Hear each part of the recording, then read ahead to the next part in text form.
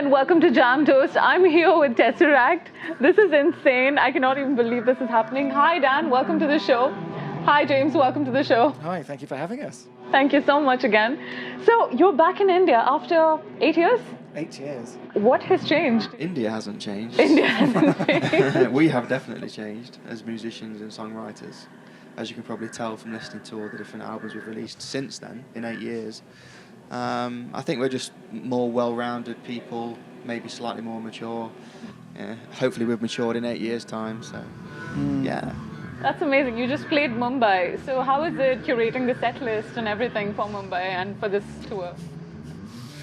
Well, we kind of played the same set that we played on our last headline tour, because we thought, we've been doing a very similar show on this this album, Headline Run, and so we thought we'd bring exactly the same show to Mumbai, and it seemed to be received well. It went down well, and it was really great to meet loads of fans from halfway around the world.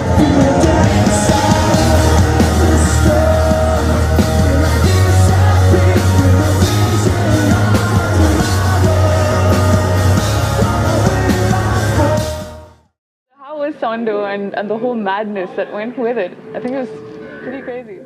Where to start? I think Sonder's really the first album that we've written that has a very strong, solid concept to it that runs throughout every single song on the album. Even though it's a shorter album than what we've released in the past, we felt like it was perfect the way it was. We didn't want to, put songs in there unnecessarily. We felt it was quality over quantity. And I think for me as well, with the whole album, I feel like the replay factor of it is quite strong. So I know we have a few people that have messaged in saying, we were expecting a longer album, but never expect anything with Tesseract, because, we change every single album, we mix up the process, we do things that other people aren't doing. So anything can happen, and that's quite exciting for us as musicians as well. So we don't know what to expect. With every album, you've sort of redefined your sound. So at this point in time, how would you describe your sound? I don't know. I think in terms of where we were as people with Sonder, we were feeling very comfortable with each other, very confident, and I think that's what comes across a lot in the record, just like us being a very well-rounded, solid unit. Whereas I guess every other album's had its we've been through different periods in our careers and lives, and that's why I did various kind of elements of chaos maybe indirectly through music. Whereas I feel anyway, Sonder is like a solid representation of kind of who we are now. You've got something for everyone in Sonder, for the Polaris fans you had something, and for the Altered State fans you had something. So there's a mix of a lot of elements from there, That was one of the ideas behind the album, was to take an element from each previous album and create a hybrid Tesseract sound.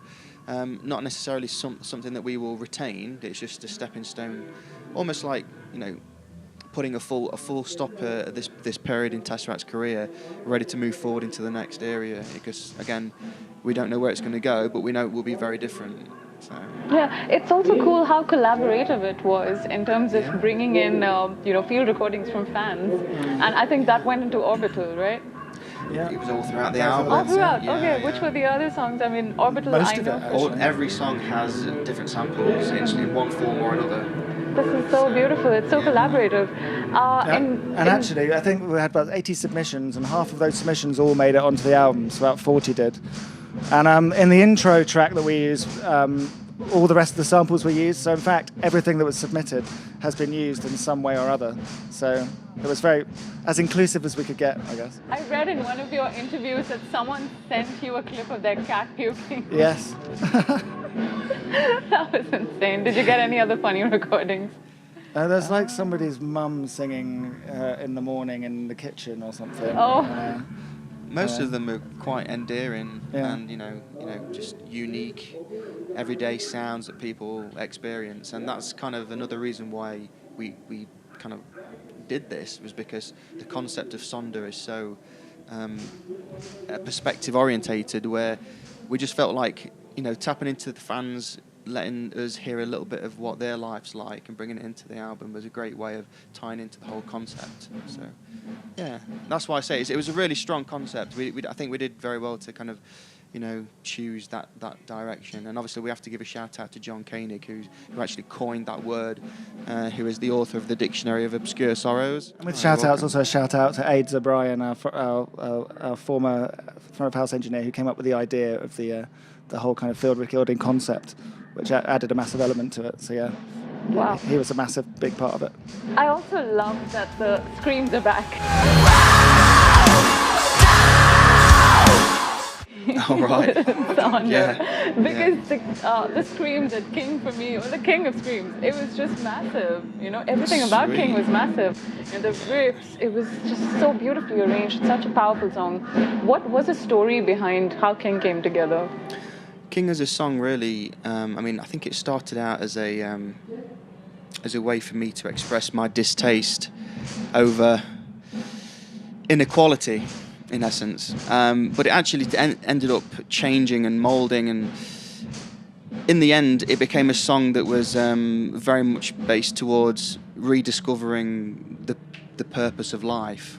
And that's basically what it is. If you right at the very end of the video, you see a guy holding a newborn sapling, a baby plant, and it's like, sometimes we get so wrapped up in our own worlds that, we have hard lives, and we work very hard, and I just feel like we can get very tunnel visioned in this kind of like day and age, and I think it's important to realise even the very simplest of things in life are sometimes the most important, like relationships and just common kindness, love and respect, and that kind of thing, and even just the air we breathe. We're so lucky to exist as beings, and that's another reason why Sonder is such an impactful idea, because the further you retract from the very tiny things in life, from microbial life forms to flora, fauna, the mountains, the space, universe, the further you retract outwards, the more unique and incredible we actually become to even just exist and be here. The more interconnected it feels, and you feel part. And that's what King really represents, is the idea of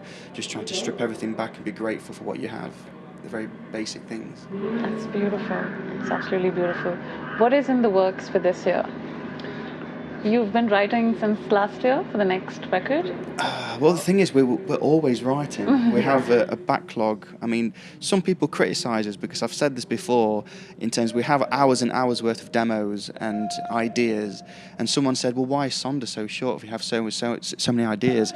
Well, the thing is it takes us a very long time to piece ideas together and actually agree that they're correct for the purpose, It just takes us a long time. Even though we've got loads and loads of ideas, we're very particular.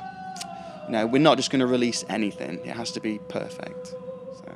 I think immediately, we've got a whole ton of ideas, and I think we want to try and push something through within the next year. We're not making any promises, but I think we want to get a record out quicker than we did last time. Oh, that's amazing. But then we might not, so don't hold your breath.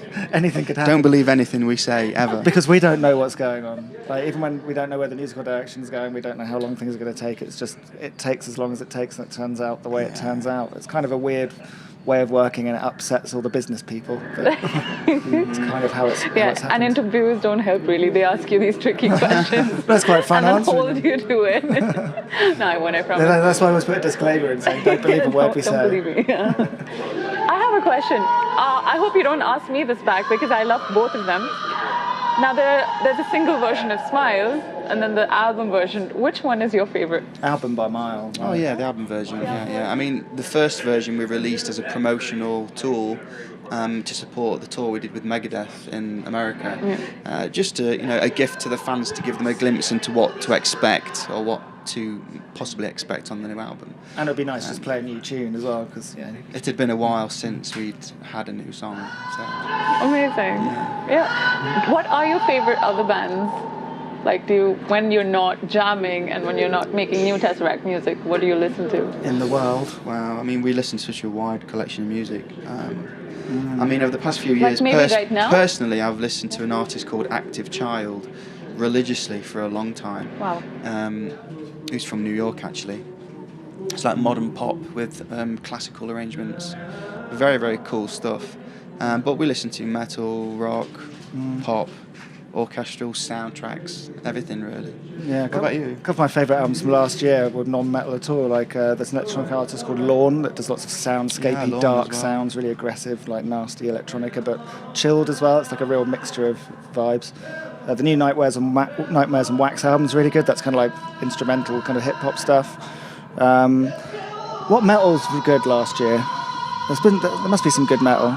Between the Buried and Me's records are really good. I mean, Pliny's new record as well was Pliny's really great. Pliny's stuff's always amazing, and he's a frighteningly good musician, that guy. It's really strange because when Pliny was on the show last year, he mentioned Tesseract when I asked him which were his favorite bands. Nah, he's a good guy. It's crazy how you're mentioning him Yeah. at this point. This is really nice. Yeah. I was talking to Tak Bowen. He's a folk artist from the UK. Who? Tak Bowen. I don't know if you've heard of him. He's a folk artist. And he was in India for a show recently in December. And he was mentioning how Tesseract is a great cook. They cook the most interesting sounds together. He had a very nice word to describe you guys with.